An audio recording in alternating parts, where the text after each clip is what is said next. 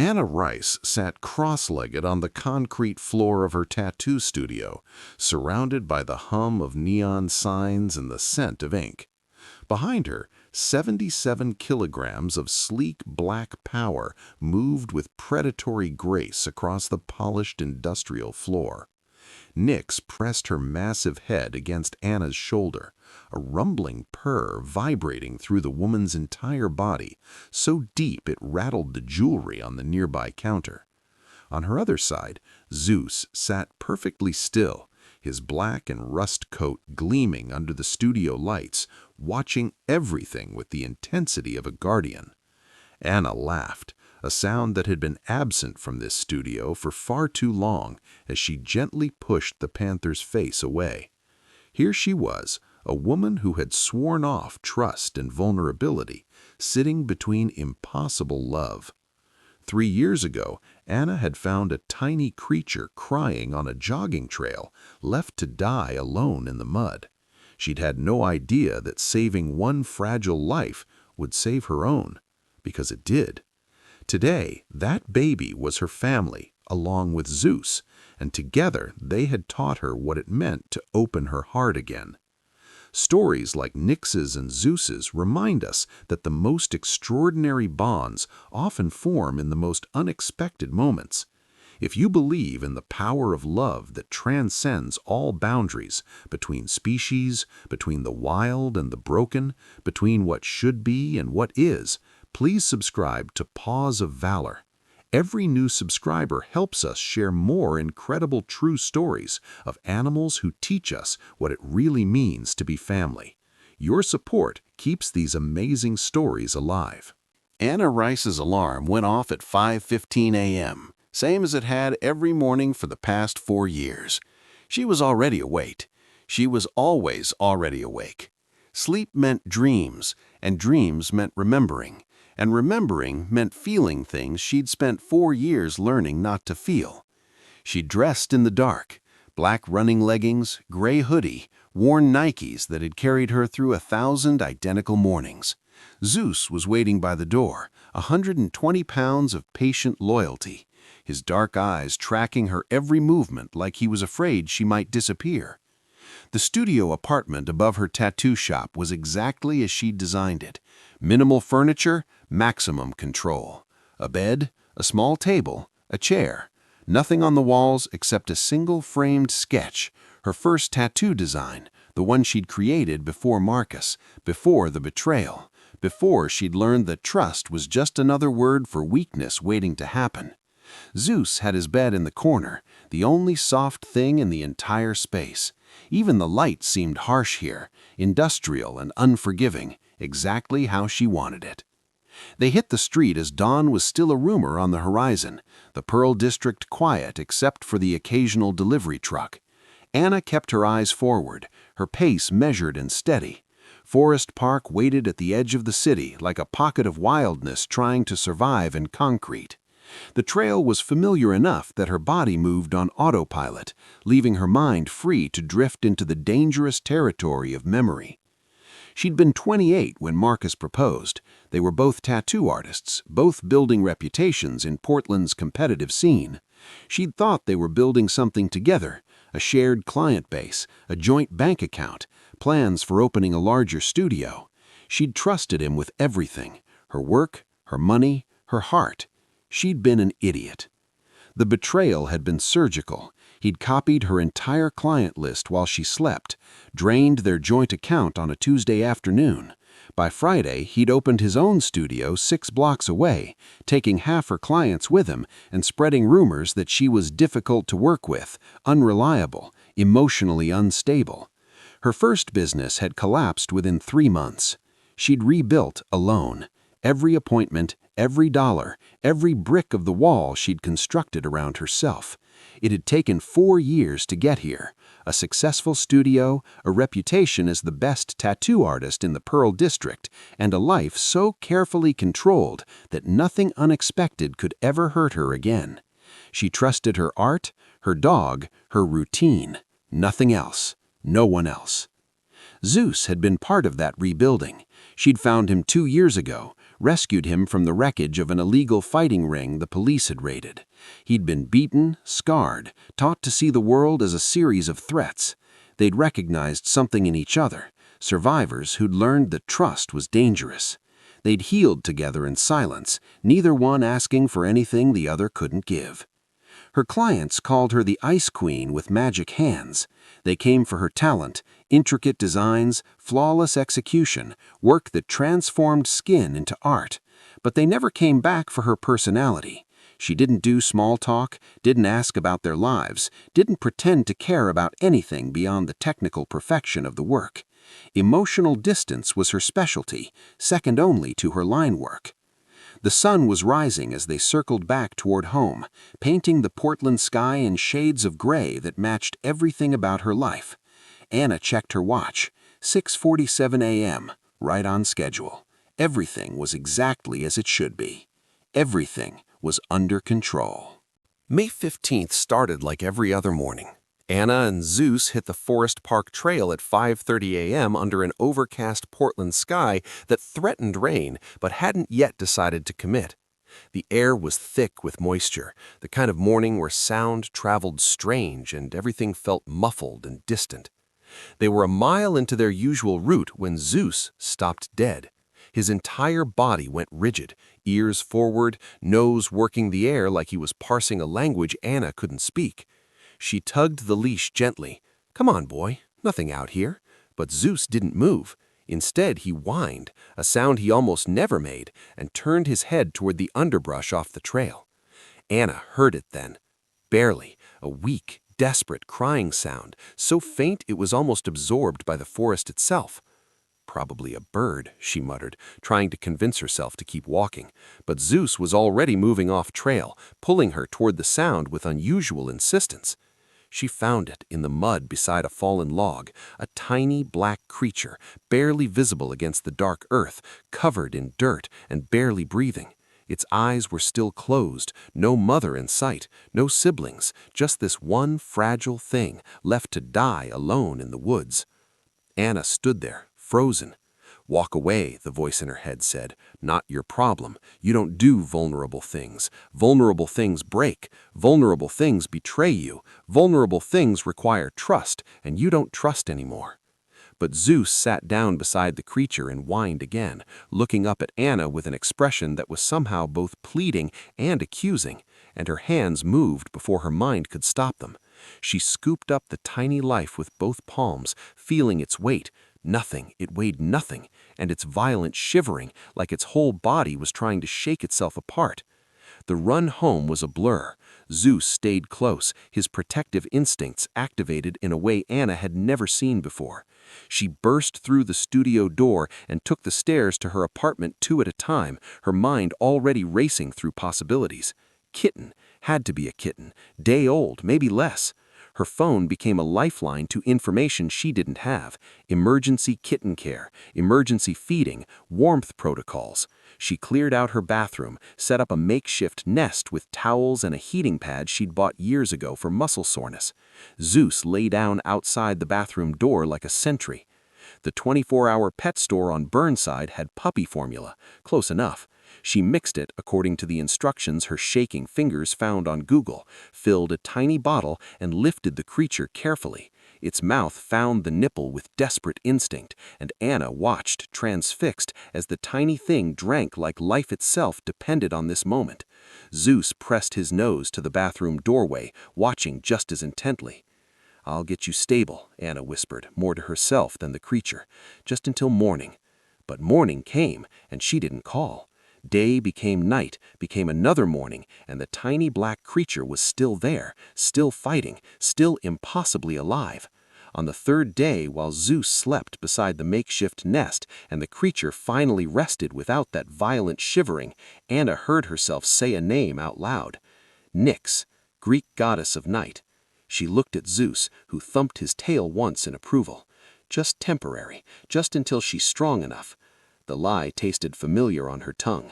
She'd told herself lies before about things that were supposed to be temporary, but this time, staring at the tiny life that fit in one palm, Anna wondered if maybe she wanted this particular lie to be true.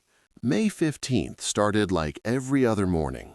Anna and Zeus hit the Forest Park Trail at 5:30 a.m. under an overcast Portland sky that threatened rain but hadn't yet decided to commit. The air was thick with moisture, the kind of morning where sound traveled strange and everything felt muffled and distant.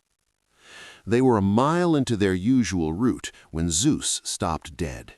His entire body went rigid, ears forward, nose working the air like he was parsing a language Anna couldn't speak.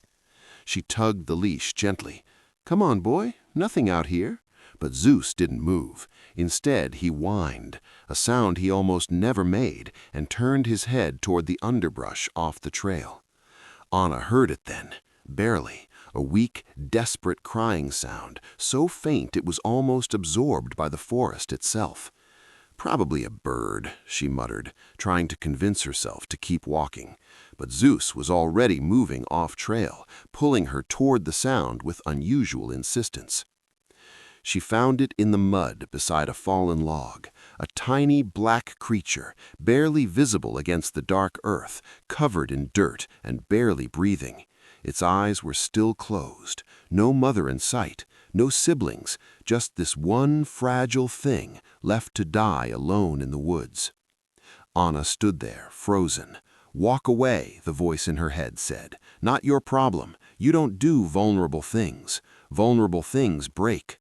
Vulnerable things betray you. Vulnerable things require trust, and you don't trust anymore." But Zeus sat down beside the creature and whined again, looking up at Anna with an expression that was somehow both pleading and accusing, and her hands moved before her mind could stop them. She scooped up the tiny life with both palms, feeling its weight. Nothing, it weighed nothing, and its violent shivering, like its whole body was trying to shake itself apart. The run home was a blur. Zeus stayed close, his protective instincts activated in a way Anna had never seen before. She burst through the studio door and took the stairs to her apartment 2 at a time, her mind already racing through possibilities. Kitten had to be a kitten, day old, maybe less. Her phone became a lifeline to information she didn't have.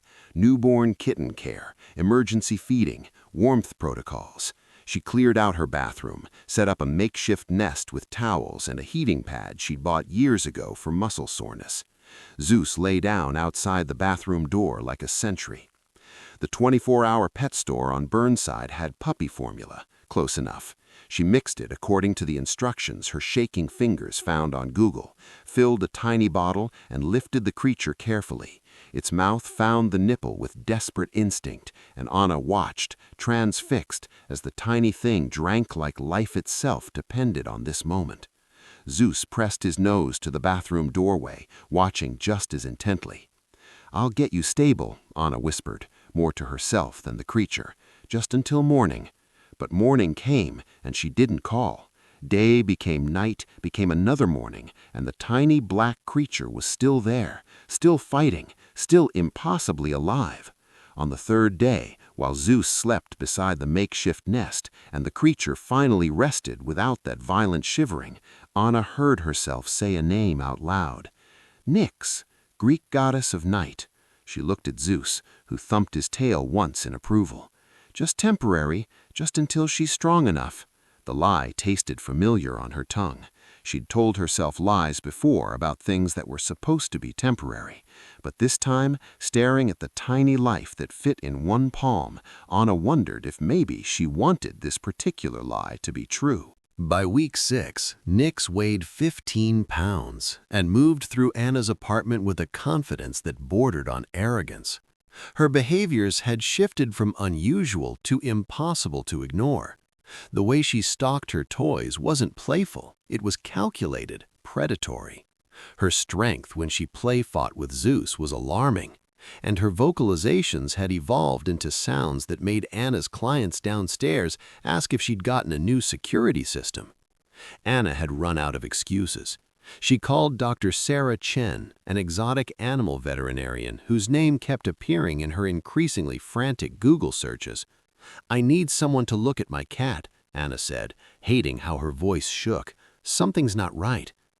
Dr. Chen's clinic was in southeast Portland, a converted warehouse that smelled like disinfectant and something wild Anna couldn't name.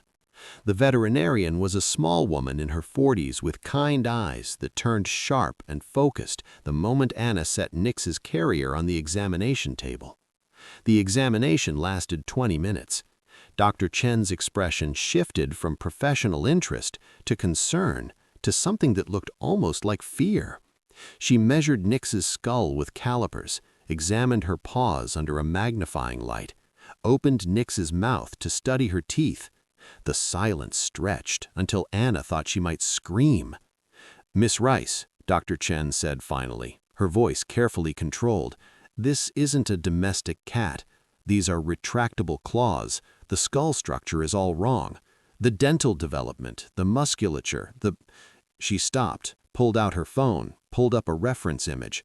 "I need to run a blood test, but I'm almost certain." The blood test took 15 minutes. Dr. Chen returned with results and an expression Anna couldn't read. "This is a black panther cub, Panthera pardus, about 8 weeks old now." Anna's world stopped. The words made no sense, refused to connect to reality. "That's impossible. I found her by a jogging trail in Forest Park. She was dying." "Exactly where someone would dump her," Dr. Chen sat down heavily. "There's been a federal investigation into illegal exotic animal trafficking in the Pacific Northwest. 6 weeks ago, they raided a ring operating out of a warehouse near the docks, but the cubs were never recovered. Someone probably panicked, dumped them, hoped they'd disappear." Anna's hands were shaking. She pressed them flat against the examination table. "What are you saying?" "I'm saying that keeping her is a federal offense. I'm required by law to report this." Dr. Chen's voice softened. "Miss Rice, I understand you saved her life, but she's a wild animal, an apex predator. As she grows—" "No," the word came out harder than Anna intended. "You're not taking her. I don't have a choice. Everyone has a choice." Anna's panic was morphing into something fiercer, something protective and primal that she barely recognized. Nix wasn't hers to keep, but she was hers to save.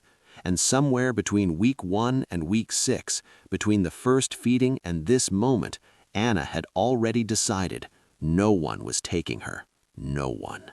The 48 hours became a sleepless frenzy of research that made Anna's eyes burn and her coffee consumption dangerous. Lawyers specializing in exotic animal cases, federal wildlife regulations, precedents for private ownership of apex predators. Every search result was more discouraging than the last, but Anna kept digging, kept fighting, kept refusing to accept that saving Nix's life meant losing her. Dr. Chen had made the call. On hour 47, Agent Marcus Rivera from Fish and Wildlife Service knocked on Anna's studio door. He was tall, stern, mid-40s, with the kind of expression that suggested he'd seen every excuse and believed none of them. He wore his badge like armor and carried a clipboard like a weapon. "Miss Rice, I need to see the animal." Anna led him upstairs, her heart hammering. Zeus growled low in his throat, a sound reserved for actual threats. Nix was in the bathroom, newly awake, stretching in that liquid way that now made terrifying sense. Rivera's jaw tightened. "Panthers are apex predators, Miss Rice. This isn't a pet situation. This is a dangerous wild animal that belongs in a facility equipped to handle her." "She was going to die." Anna's voice came out harder than she'd intended. "Left in the mud to die alone. I saved her life, and now you want to rip her away from the only family she's ever known because of paperwork? Because of public safety. Watch them." Anna gestured to where Zeus had moved into the bathroom doorway. "Just watch." Nix chirped. That strange sound Anna now understood wasn't cat-like because she wasn't a cat. and immediately moved toward Zeus. The Rottweiler allowed her to approach, and they began their ritual. Nix pouncing, Zeus gently deflecting, the panther cub batting at the dog's ears, while Zeus maintained patient stillness. But when Nix's play became too rough, teeth catching actual skin, Zeus growled once, sharp and clear. Nix stopped immediately, looked at Zeus, sat down and made a soft apologetic sound Anna learned meant submission. Rivera's expression shifted. "That's unusual." "Unusual," Anna laughed, bitter. "That's family. That's a wild animal choosing to respect boundaries because she loves him, because they're bonded." "This defies typical wild animal behavior patterns." Rivera was writing notes, his pen moving fast. He watched for another 10 minutes, his professional skepticism warring with what he was actually seeing. Finally, he turned to Anna. "I'm going to do something I've never done before. Conditional permit, 90 days probationary, monthly inspections. But, Miss Rice, understand this. One incident, one moment where she shows aggression toward a human, and she's gone. No appeals." The requirements hit like a physical blow. Enclosure in the studio building, $8,000. Specialized exotic animal liability insurance, $4,000 annually. Specialized veterinary protocol and emergency response plans, permits and licensing fees. Anna did the math in her head and felt her savings account evaporate. She emptied everything, took on debt she couldn't afford, maxed out credit cards for the first time since rebuilding her business. The financial reality was crushing, but the alternative was unthinkable. Her clients' reactions split down the middle.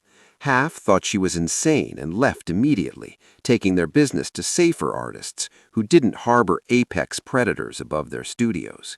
The other half found it fascinating, even admirable. Her appointment book thinned dramatically. Then the local news picked it up. Local tattoo artist harboring Panther.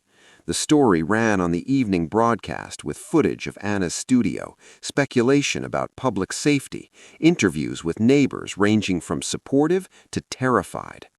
In a high-rise downtown, Marcus, her ex-fiancé, not the agent, watched the broadcast with growing interest. He pulled out his phone and started making calls. Where there was attention, there was money. And where Anna was vulnerable, there was opportunity. Nix grew like she was making up for lost time. At 4 months, she hit 30 pounds of playful chaos, all curiosity and energy, batting at everything that moved, turning Anna's apartment into an obstacle course of overturned furniture and shredded cushions. At 6 months, 55 pounds, her strength became impossible to ignore. A playful swat could leave bruises. Her jumps cleared countertops.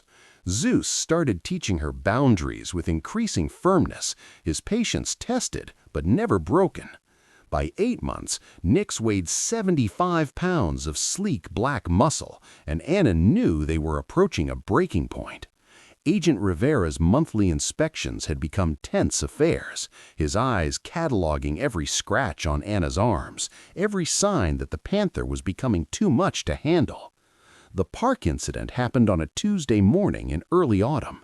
Anna had Nix on the specialized harness and leash that had cost $400 and promised to hold up to 200 pounds of force.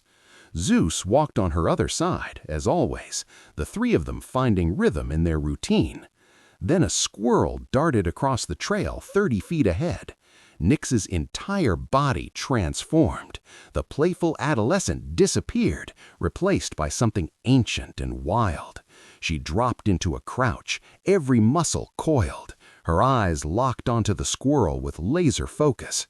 Anna felt the shift through the leash, the gathering tension, the predatory calculation. "Nix, no!" The Panther exploded forward. The leash went taut, yanking Anna off her feet. She hit the ground hard, dragged forward through dirt and leaves, her shoulder screaming. The squirrel bolted. Nix was pure instinct now, pursuing with terrifying speed and grace. Zeus moved faster. He cut between Nyx and her prey, planting himself like an immovable wall. His bark was deeper than Anna had ever heard, not aggressive, but absolute, final, the sound of a pack leader declaring a boundary that would not be crossed. Nyx skidded to a stop, confusion flickering across her face. She looked at the squirrel, then at Zeus, then back at the squirrel. Her body was still tense, still ready, but Zeus held his ground, his body language crystal clear. No, we don't do this. This isn't who we are. The moment stretched into eternity.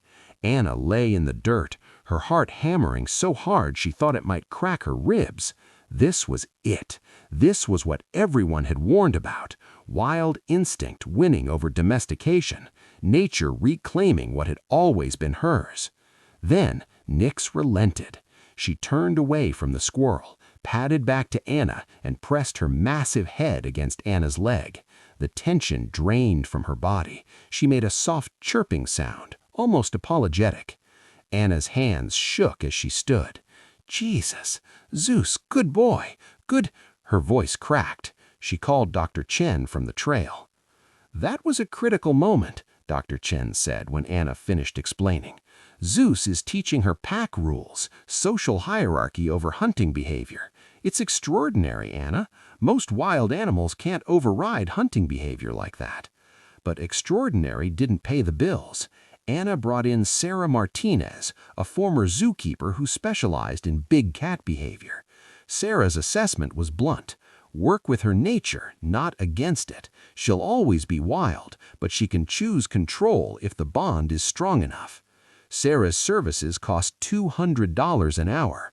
Anna's client base had dropped 40% since the news coverage. She started working double shifts, taking commissions she normally wouldn't, flash tattoos, cover-ups, anything that paid. Sleep became a luxury she couldn't afford. The financial strain was crushing her slowly.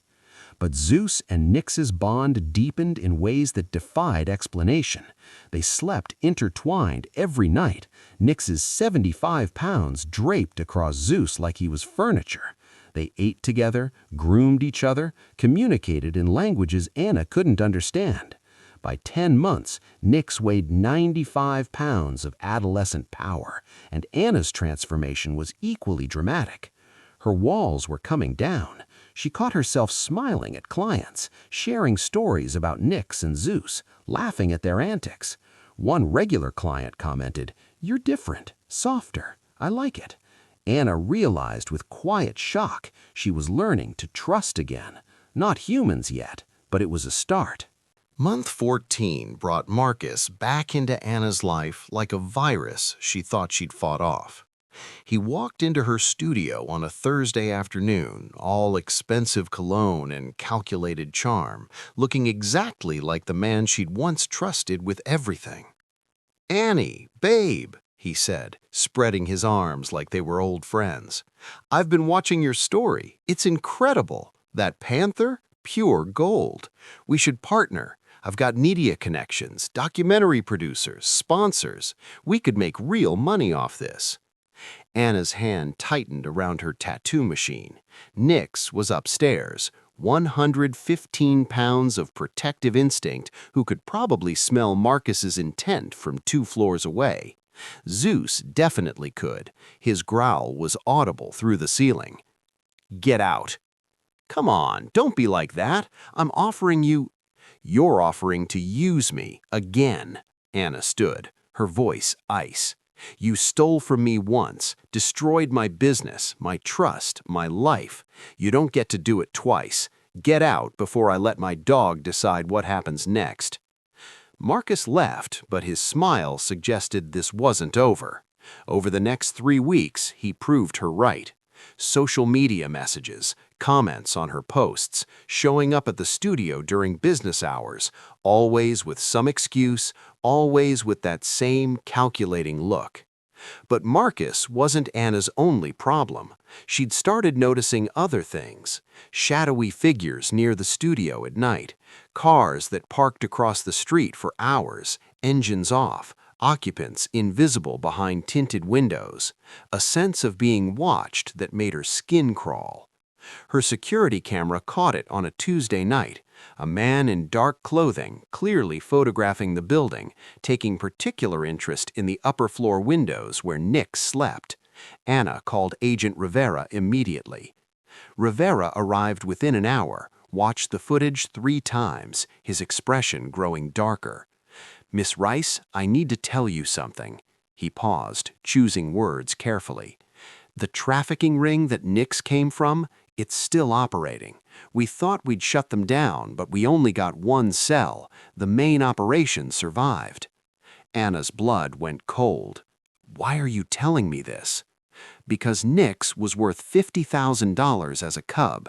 As a healthy juvenile now, $250,000 on the black market, maybe more. And your news coverage, every story, every social media post led them right to you." The security upgrades cost money Anna didn't have.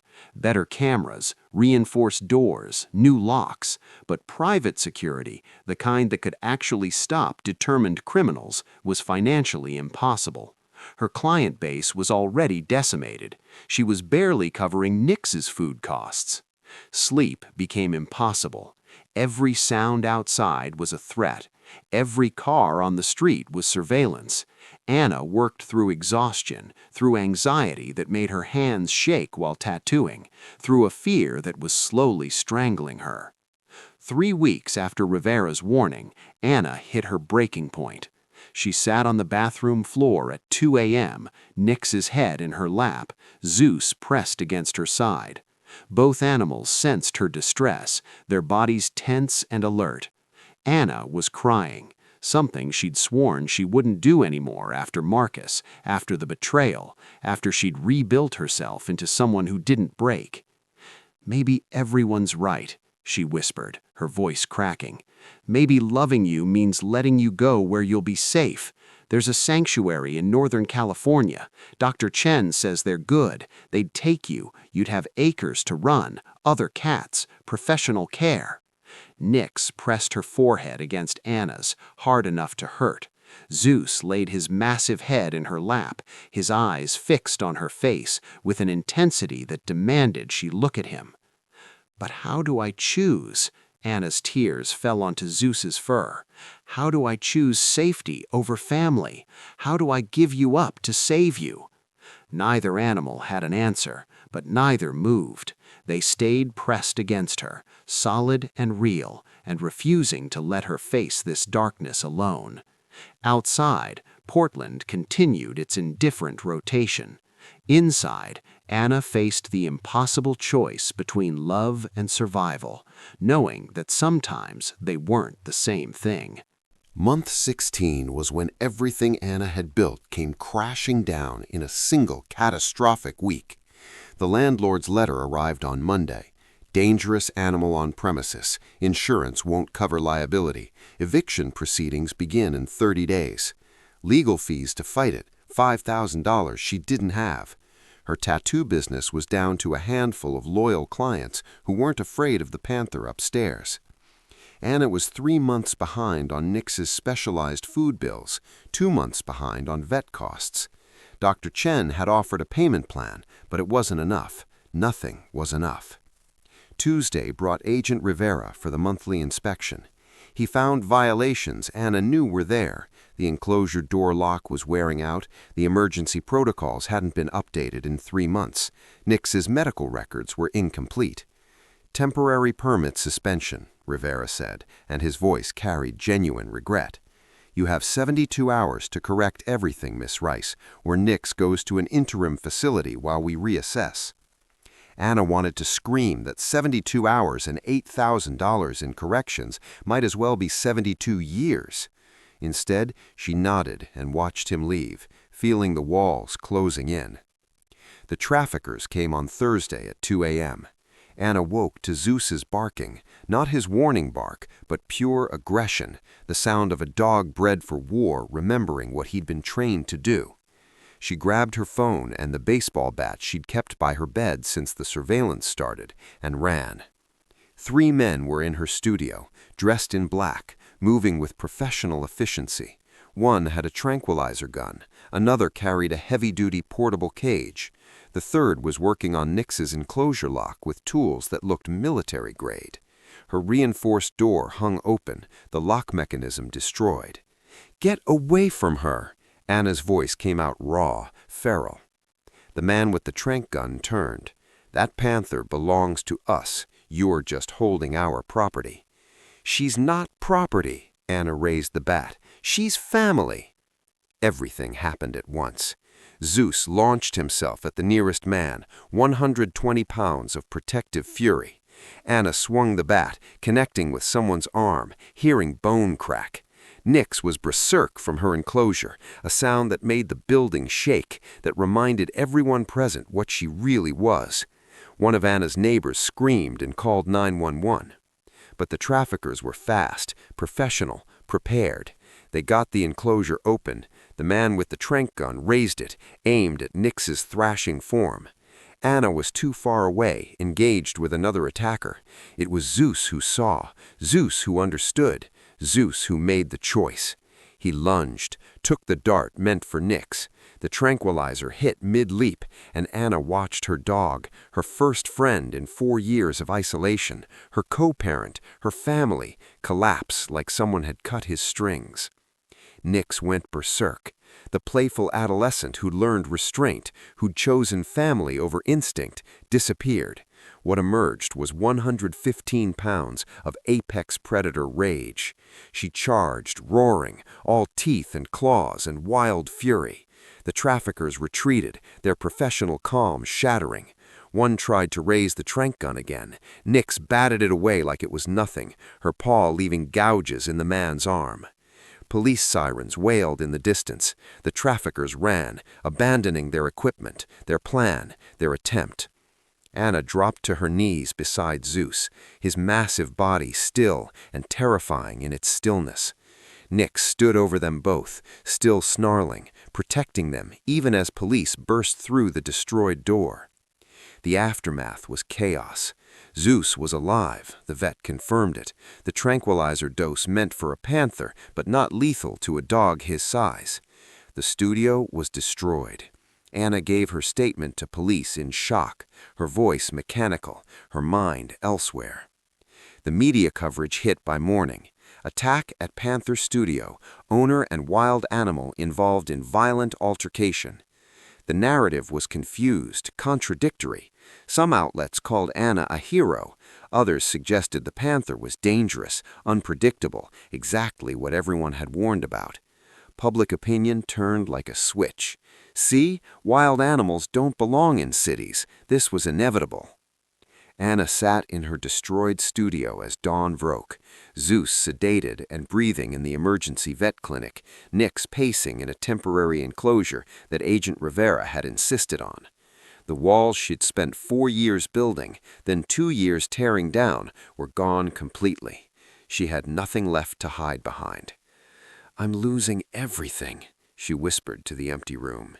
"And it's all my fault for thinking I could make this work." Zeus recovered over 48 hours, weak but alive, his eyes tracking Anna's every movement like he was afraid she might disappear.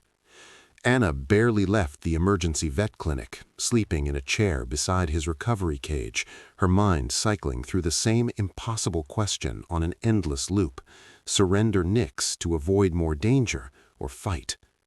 On the second night, with Zeus stable enough to return home, Anna sat in her destroyed studio. Nix pressed against the temporary enclosure bars, making soft, distressed sounds. Zeus lay nearby, still groggy, but positioning himself between Anna and any perceived threat, even in his weakened state. The three of them, together, in the wreckage. Anna closed her eyes and let the memories flood in. The tiny creature crying on the trail, barely alive. The first feeding, those impossibly small paws needing air. Zeus's instant devotion, Nix's eyes opening to reveal that wild, ancient intelligence. The moment Anna had caught herself laughing for the first time in 4 years. The park incident when Zeus had taught Nix that family meant choosing restraint over instinct. "I spent 4 years building walls," Anna said out loud, her voice echoing in the empty studio. Then this baby came and demolished every one. I was terrified. I'm still terrified. But for the first time since Marcus destroyed me, I'm also alive. Nyx chirped softly. Zeus's tail thumped once against the floor. Anna stood, decision crystallizing like ice forming on water, sudden, inevitable, unbreakable. We fight, together.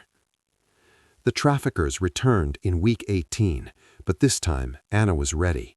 Enhanced security system that would alert police instantly, Agent Rivera's number on speed dial, with an understanding that if anything happened, he'd be nearby. And something else, something Anna hadn't expected, her community. Word had spread through her handful of loyal clients. Sarah, who'd asked what made Anna smile. James, who'd been coming to her for 10 years. Maria, whose sleeve had taken 18 months to complete. They'd organized themselves, created a network, made sure someone was always watching the studio at night. The night of the final confrontation, the traffickers broke in through a different entry point, professional, determined, desperate to reclaim their $250,000 asset. But this time, everything was different. The security system screamed its alert. Rivera was already positioned 2 blocks away. Neighbors emerged with cameras, documenting everything. And inside, Nyx and Zeus moved in perfect synchronization. Zeus blocking the studio door with his body. Nyx positioning herself between Anna and the threats. Both animals a wall of protection that said, "Not again, never again. You don't get to take our family." The traffickers found themselves cornered between 115 pounds of enraged Panther and the sound of police sirens closing in. They were arrested on sight. Rivera's investigation, triggered by Anna's case, unraveled the entire trafficking operation. Dozens of animals recovered, a network spanning 3 states exposed and dismantled. The media narrative shifted overnight. Tattoo artist's rescue breaks major trafficking ring. Investigative reporting revealed that Nyx had been part of the ring's inventory, that Anna's stubborn refusal to give up had led to saving dozens of exotic animals from horrific fates. Public opinion swung like a pendulum. Anna wasn't a reckless woman harboring a dangerous animal. She was a hero who'd accidentally exposed organized crime. Community fundraising exploded. $150,000 raised in 2 weeks. Wildlife organizations reached out with partnership offers, advocacy opportunities. A sanctuary in Northern California made their pitch. Bring Nyx here. She'll be safe, cared for, protected. Anna's response was immediate. No, we're family. We stay together. The legal victory came through Rivera's testimony and public pressure. Permanent special permit granted due to exceptional circumstances and public service. The landlord backed down under community outcry. Marcus tried to insert himself one final time, talking about partnership opportunities.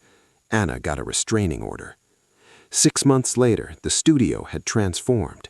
Half remained tattoo parlor, Anna's art evolving toward wildlife pieces, with proceeds supporting anti-trafficking organizations.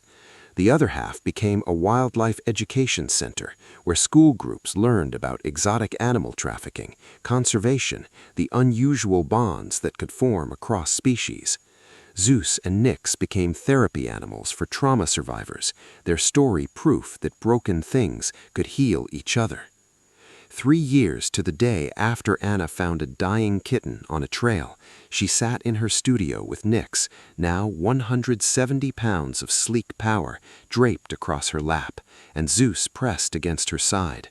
The walls were covered with tattoos, education materials, photos documenting their impossible journey.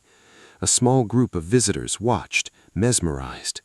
A child asked, "Were you scared when you found out she was a panther?" Anna smiled, terrified, but I was more scared of living without taking the risk to love. She looked at Nyx and Zeus, her family built from rescue and choice and stubborn refusal to give up. 3 years ago, I thought opening my heart again would destroy me. I was wrong. It saved me. Nyx didn't need a hero. She needed someone stubborn enough to believe that broken things can heal each other. And Zeus taught us both that family doesn't need permission to exist, it just needs commitment. Later, as Anna returned to tattooing, Nyx slept peacefully, with Zeus's head resting on her back. Their triangle of trust complete, their impossible family proof that love follows no rules except the ones we choose to honor. Anna had found a dying kitten on a trail.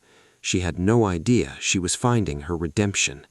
Sometimes the things we rescue end up rescuing us right back. And sometimes impossible is just another word for family.